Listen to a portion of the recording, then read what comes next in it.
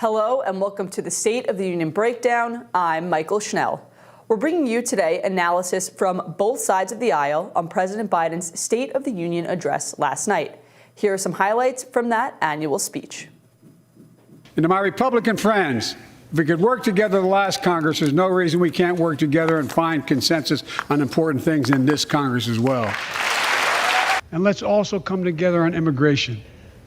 Make it a bipartisan issue once again. If we don't pass my comprehensive immigration reform, at least pass my plan to provide the equipment and officers to secure the border.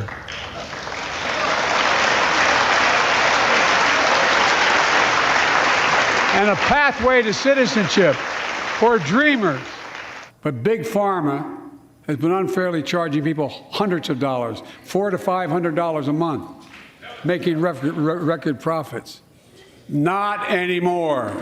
Make no mistake, if you try anything to raise the cost of producing jobs, I will veto it.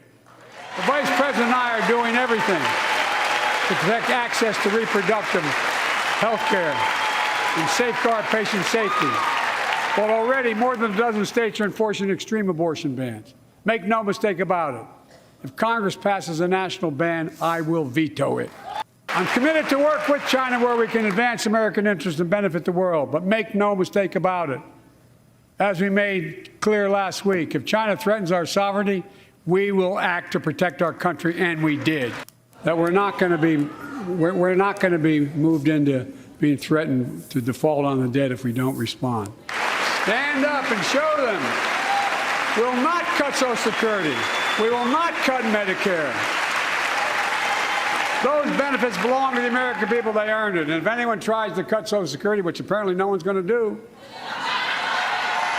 and if anyone tries to cut Medicare, I'll stop them. I'll veto it. And look, I'm not going to allow them to be taken away. Not today, not tomorrow, not ever. But apparently it's not going to be a problem. Because the soul of this nation is strong. Because the backbone of this nation is strong. Because the people of this nation are strong. The State of the Union is strong.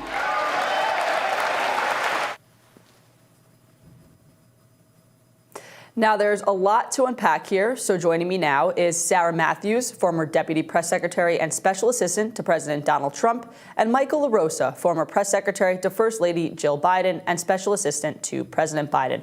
Welcome to you both. Thanks for coming out early this morning. Yeah, thank you for having us. So I want to start by giving you both an opportunity to give your reaction to the speech, what you thought worked, what didn't work, takeaways, set the scene for the conversation. Michael, we'll go to you first.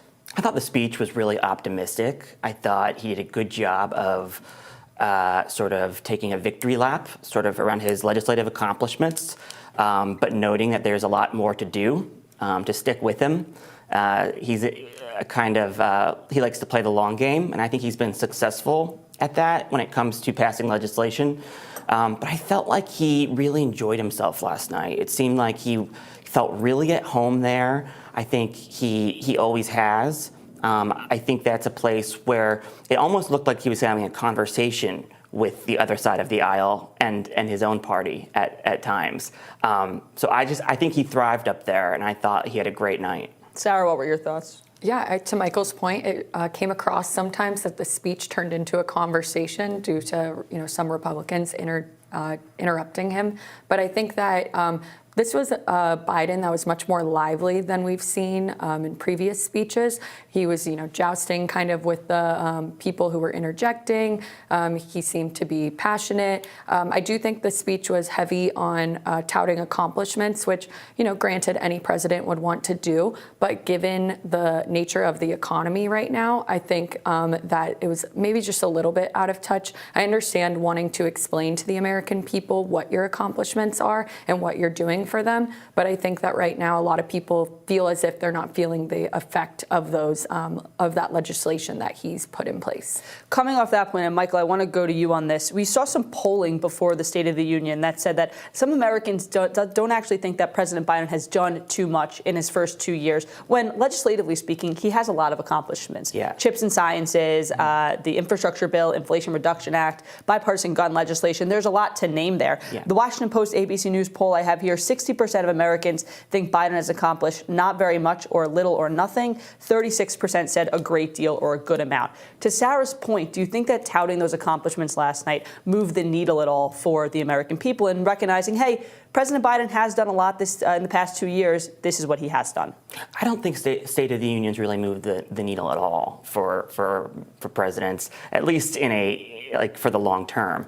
I think that Sarah is right. People are not feeling the economy, and when you don't feel it, your opinion is going to be sour, right? If you're not feeling a healthy economy, if you're not feeling money in your pocket, chances are you may vote a different way. But in 2010, when President Obama passed the Affordable Care Act, he was punished legislatively for that. He lost 63 of his seats in Congress because of that bill.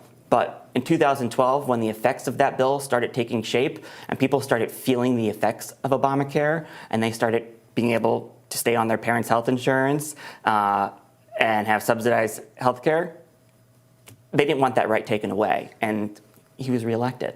So it gets back to that idea of sort of President Biden playing the long game. That's how he strategized. You play the long game. I know Secretary Buttigieg was talking about this, and it's hard to see the impact of infrastructure bill if you don't see infrastructure, right? If you don't see roads and bridges going up. But that image of Senator McConnell and Senator Portman and Governor DeWine and Governor Beshear and President Biden in Kentucky, opening up the groundbreaking for a new bridge, a bridge that is the source of the economy in those two states. People will start feeling that when those projects start moving. And Sarah, you brought up that anecdote saying that American people just aren't in a good place right now. They're not recognizing these accomplishments, financially speaking. They're not feeling optimistic. Do you think that President Biden speaking to the American people, laying out all that has changed, will move the needle at all for the American people?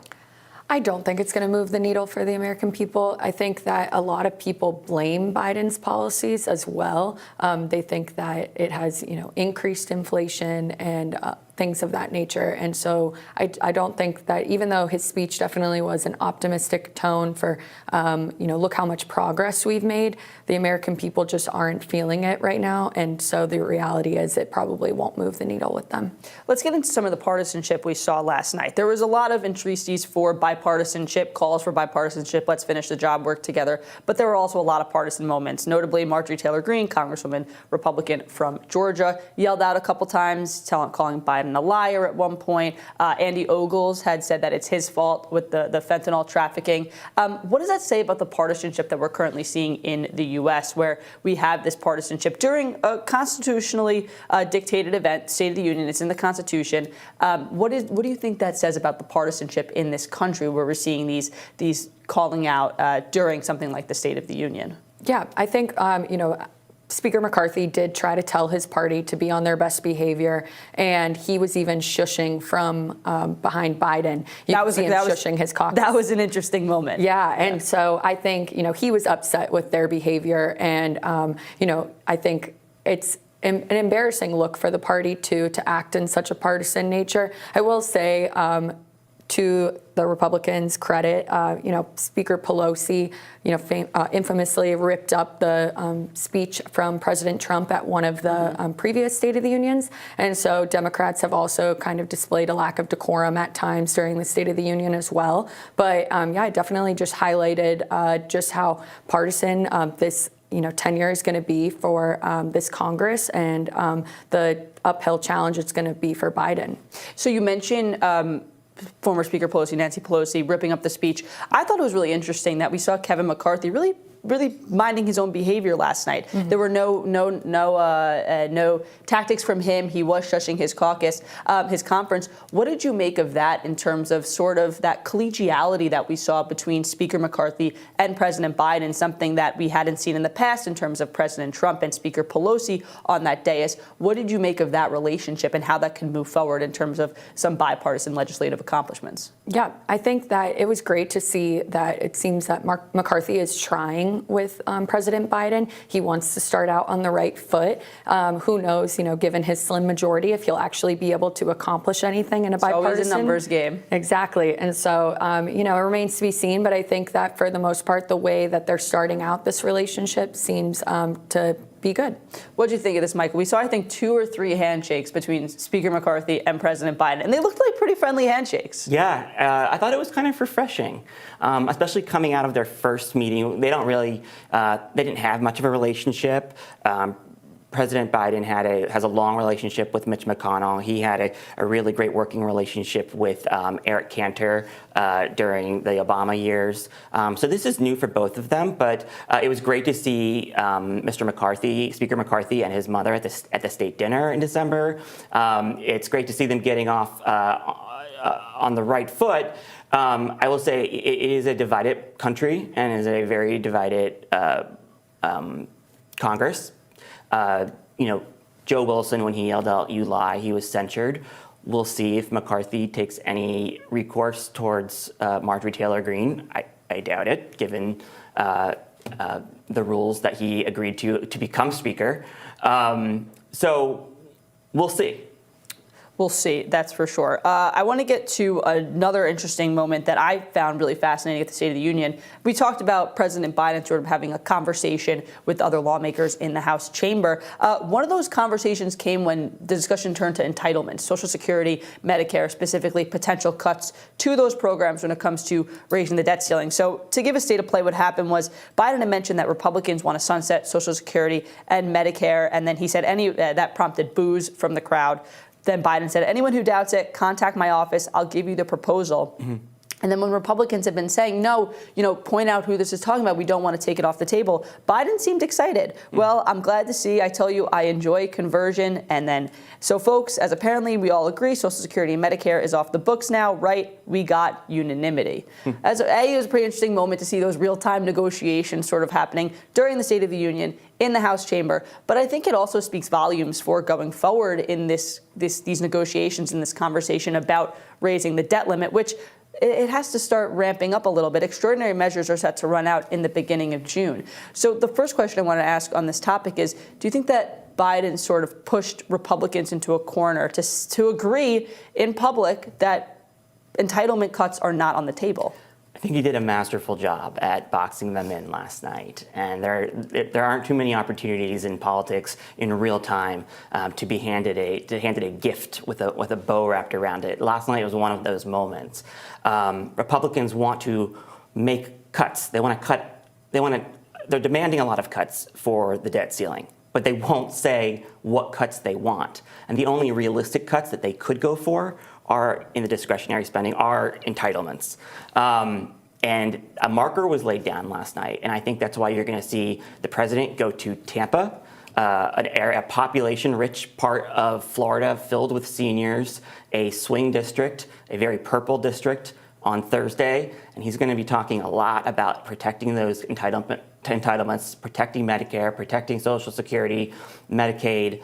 But the bottom line is, the debt ceiling is not where you have that debate over spending. You have that debate over a budget, right? The debt ceiling is something that the Republicans did 3 times under President Trump. And the other thing is, it's hard to trust people to negotiate with. 10 years after, they negotiated a debt ceiling, to lift the debt ceiling under President Obama with Speaker Boehner, and they set caps into place. But as soon as they had a Republican president, they blew past the caps. So what good is their word? If they couldn't keep their word last time on debt ceiling negotiations, all it did was spook the market. It destabilized the market. People lost money in their 401ks. I'm not sure the president should negotiate on this. Sarah, I want to turn to you, on that point of Biden not negotiating on the debt ceiling. That is something that Speaker McCarthy has been very adamant about, saying that we need to come to the table and have conversations about cuts with any discussion about raising the debt ceiling. But also what you thought of that interaction last night, Speaker McCarthy and other Republicans saying cuts to Social Security and Medicare are not on the table. Did you sort of see that as a good agreement in public so then they can move forward and talk about other issues? Because cutting Social Security and Medicare has been a very popular attack line among Democrats.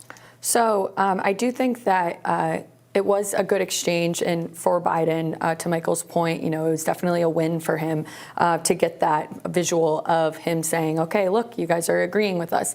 I will say, though, McCarthy had already said prior to Biden's speech that any cuts to Medicare and Social Security were off the table.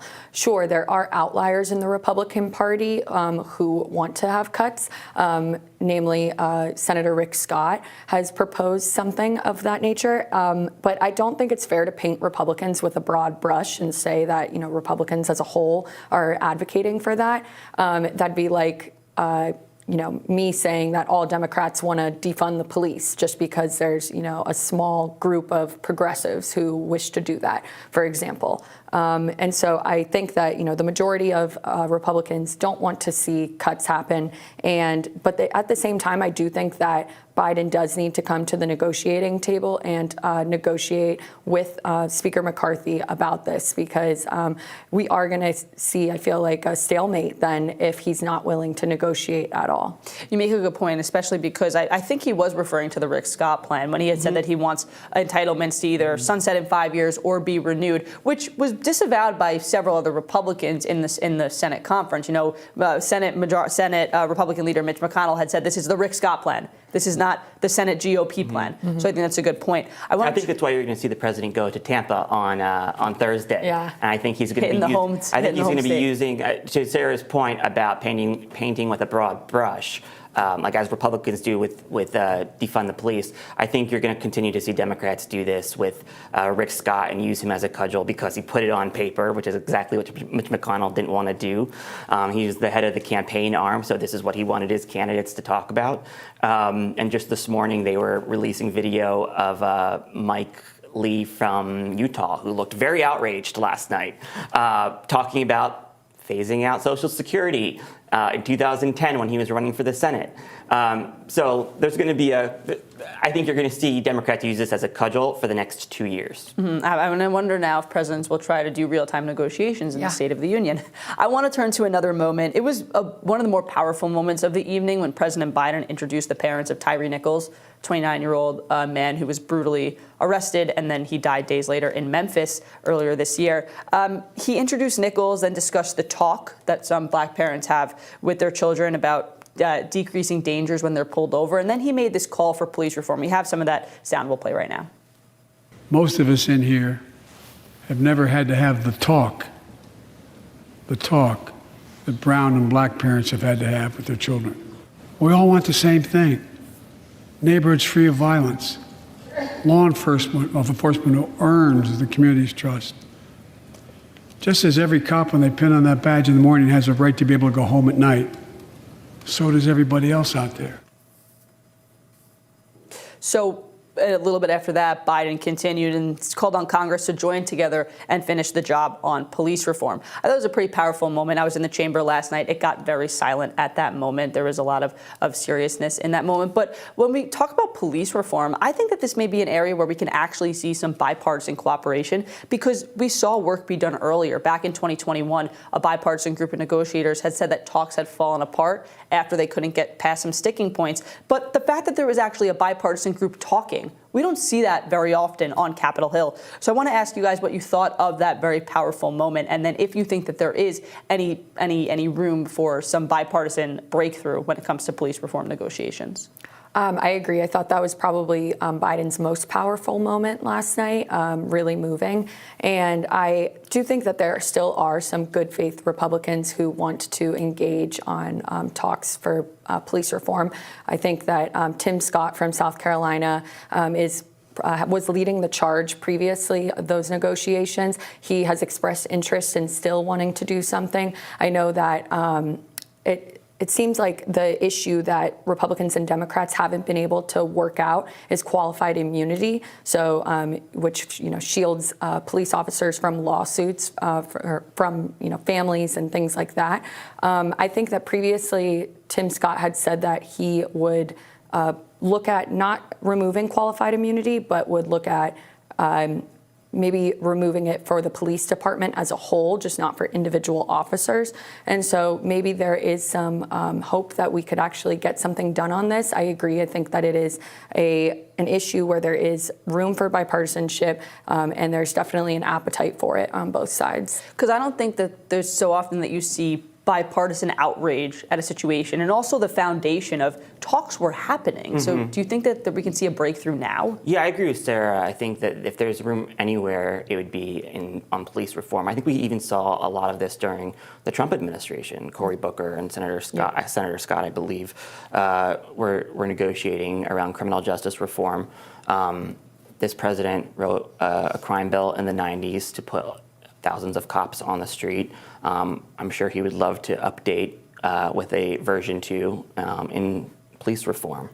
I want to hit some foreign policy now. We're running out of time, but President Biden was a little light on foreign policy last night. He made a mention about China. He alluded to that Chinese spy balloon that had been down. He didn't say balloon specifically, but he said, we showed China last week.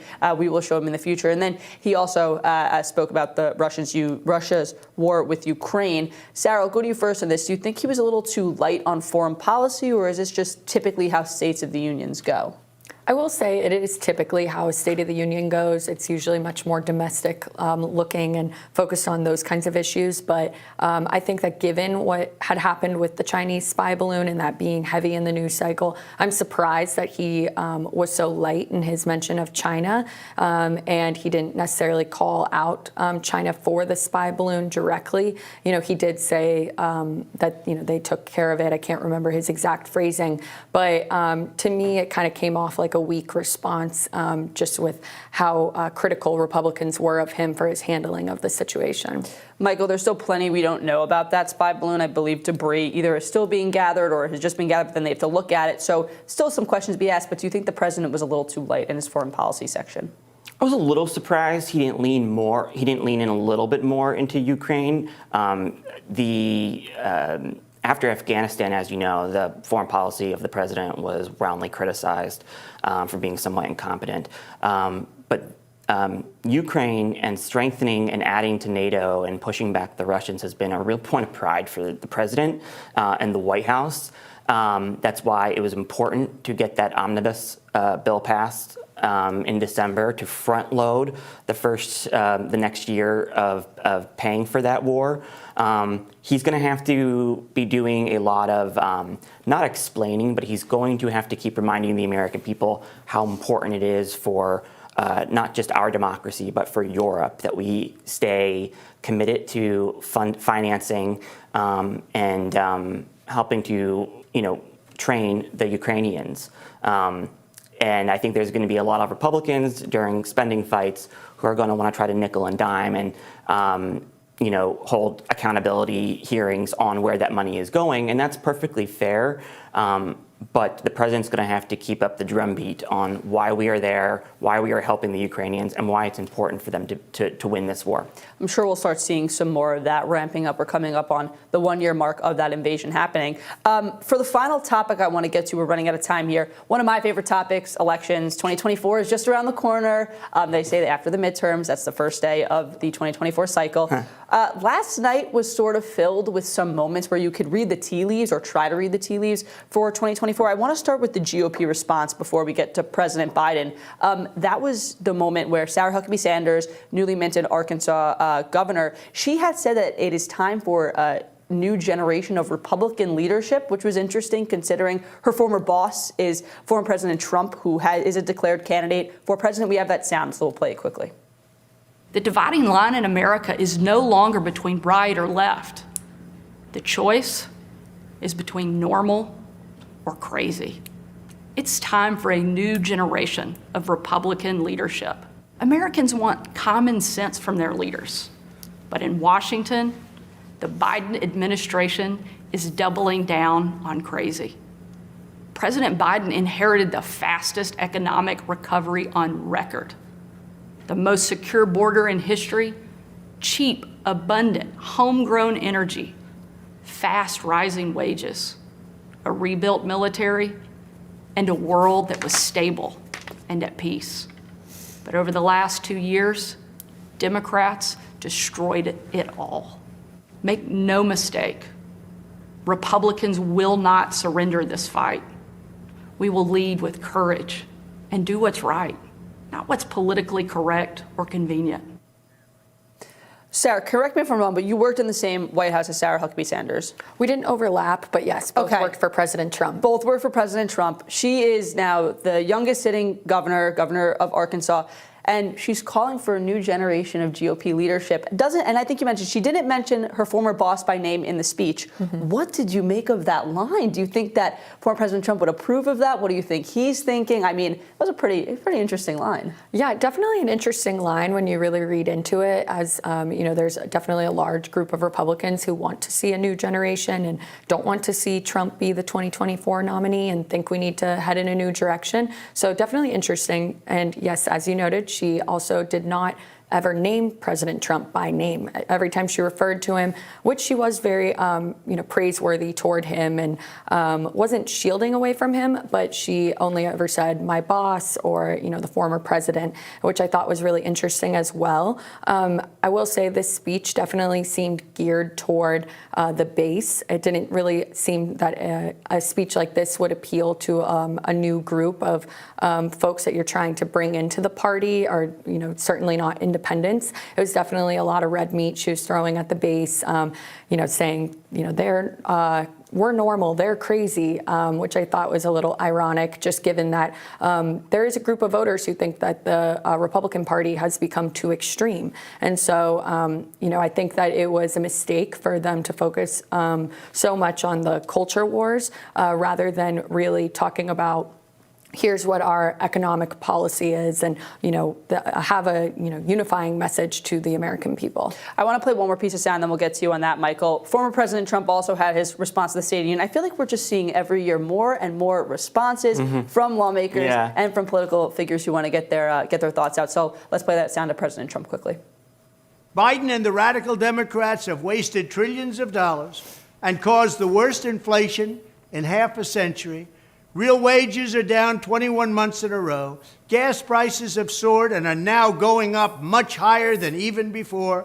And the typical American family is paying $2,200 in increased energy and food costs each year.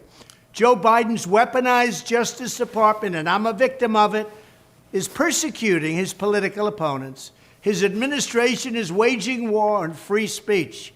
They're trying to indoctrinate and mutilate our children.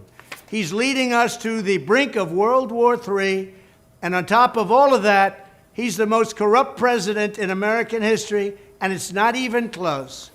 But the good news is we are going to reverse every single crisis, calamity, and disaster that Joe Biden has created.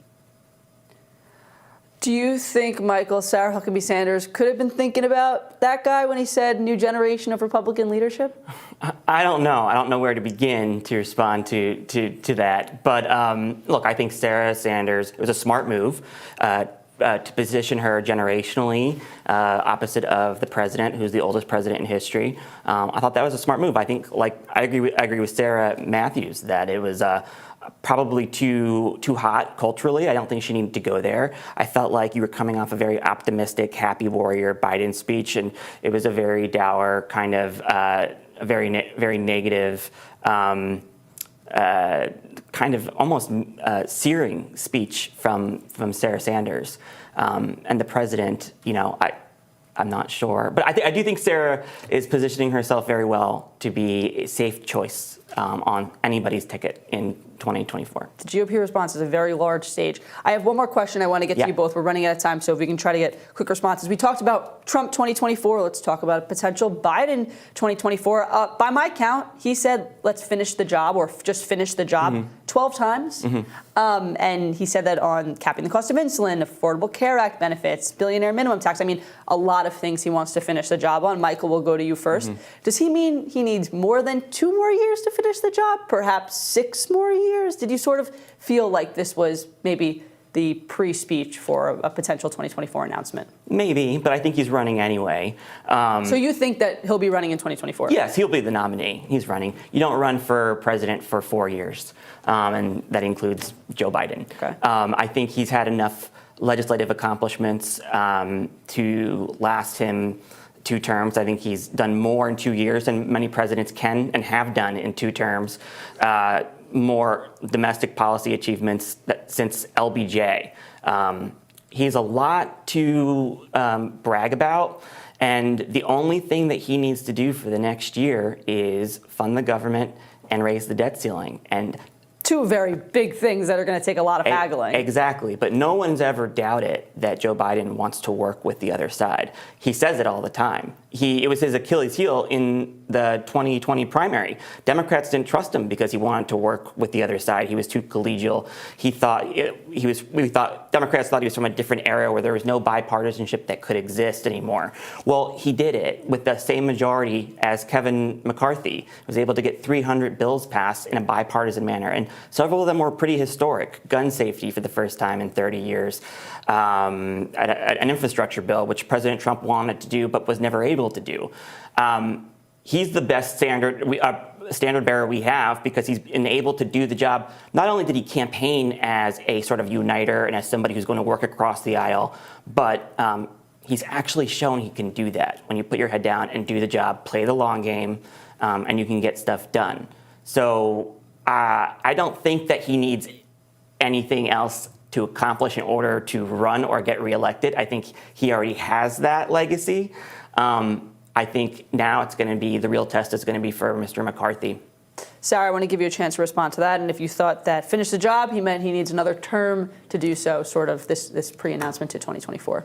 Yeah, I think that his speech made clear that Joe Biden is running for president again in 2024. I think, obviously there are some Democrats who want to see the party go in a younger, new direction and wish that maybe he would step aside. I saw last night an interview that Congresswoman Ocasio-Cortez gave where they asked if she would support Joe Biden in 2024 to be the nominee, and she said something along the lines of, I support a robust primary system, but if he's the nominee, I'll gladly support him, which I thought was interesting. So I think that, some progressives do wish that he would not run again, but to Michael's point, I think that his legislative accomplishments for the Democratic Party, he deserves to be the nominee again. I also think that any critics about his age, Republicans don't really have room to talk on that, because if Donald Trump, who is seemingly going to be the nominee of the Republican Party at this point, is the nominee, then he's not that much younger than Joe Biden. And so I think that both parties would maybe benefit from having younger folks at the top of their ticket, but I don't think that's going to happen. And while the president, I think, won sort of the battle of showmanship last night with Republicans on the entitlement exchange, I think what it also showed was it signaled to Democrats that this guy's, he still can fight. And he can still fight with Republicans and he can still take them on. And I think that is going to assuage a lot of concerns. It's a long time until November 2024, but there's a lot to talk about and still plenty of developments to come. Sarah Matthews, Mychael LaRosa, thank you so much for joining us. And with that, thank you for joining the State of the Union Breakdown. For more coverage and analysis, make sure to head to thehill.com and follow us on Twitter and YouTube. You can also watch us on your favorite streaming services.